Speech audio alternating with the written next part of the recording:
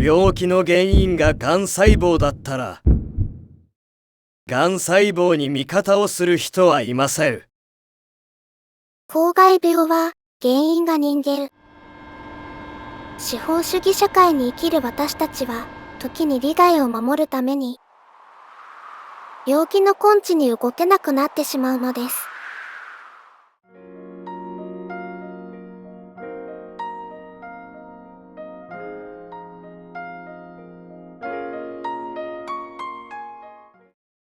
経済発展の陰で海が汚され、命が消され、現在でも健康を奪われている人がいる。水俣病はいわば環境公害です。一方、脳脊髄液減少症は保険利権の陰で、社会システムそのものが幾人もの本来生きられたはずの人生を消していく。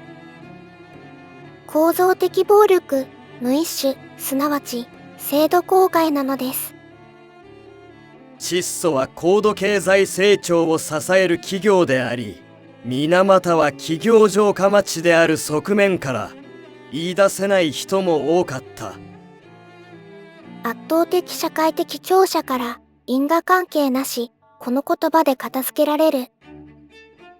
損保、保険業界に家族や親戚がお勤めだったり、保険に救われたなど、社会的存在意義は大きく、日本経済においても圧倒的な存在です。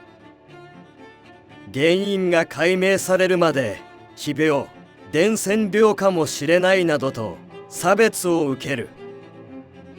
見えない病なので、保険金目当ての詐病、怠けているだけ、というレッテルを貼られる二次被害を受けます。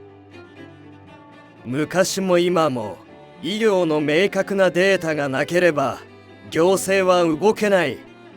証拠が集まってから対策を取るという姿勢。当事者には大変な労力と時間がかかる。汚染が放置される期間が続き、被害が拡大した。髄液の減少状態が続くと、症状が慢性化してしまい、制度も不備による被害は拡大する一方です。人間には個人差がある。特有の症状は同じようにあるのに、患者として認められない。お金欲しさで訴えているわけではない。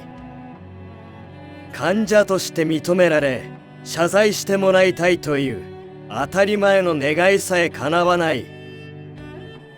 わずかな認定者と切り捨てられた数万の未認定者、心身ともに苦しみを抱えたまま、現在進行形で裁判が続いている。髄液漏出の典型例のみを脳脊髄液漏出症と認め、小児を含む多くの非典型例が認められない基準が現在でも用いられています。たとえ漏出症と診断されても、損害保険会社は別の基準を持ち出し、漏出症自体を否定します。そんな裁判が日本各地で起きています。欠かせないのは医学的見地のアップデートだ。海板は毒を通さないという誤診、小児麻痺などと診断され、因果関係を否定されている間に被害者が増える。硬膜は簡単には破れないという固定観念。従来からある低髄液圧症候群には該当しない精神疾患などと診断されているうちに不可逆的に悪化する人が続出しています。令和6年版医師国家試験出題基準にも進出の脳脊髄液減少症。今こそ医学のアップデートが必要です。水俣病も脳脊髄液減少症も完治と QOL 向上の難しさに胸が締め付けられる。共通する症状として全身の強い痛み、手足のしびれ、頭痛、耳鳴り、全身の倦怠感がある。来る日も来る日も目覚めた瞬間から苦しみに逃げ場なくさらされ続ける人生を、あなたは本当に想像できているでしょうか。